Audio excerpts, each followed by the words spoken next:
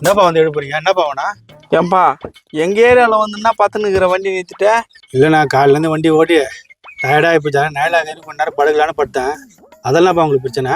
நீ தூங்குறது பிரச்சனை இல்லப்பா, என் நண்பன் இடத்துல வண்டி விட்டு தூங்குற பாத்தியா, அதான் பிரச்சனை. எப்பா யார் இடமா தான்டாப்பா, நயலுக்கு கொஞ்ச நேரம் விட்டு படுத்துங்கிறேன். போகும்போது இடத்த எடுத்து நான் போறேன். ஏன்பா நீ சொல்றதும் கரெக்டு தான், யாரும் இடத்த தலைமலை தூக்கி போறது கிடையாது. ஆனா இவ்வளவு நேரம் என் இடத்த அனுபவிச்சுல்ல, அதுக்கு காசு கொடு.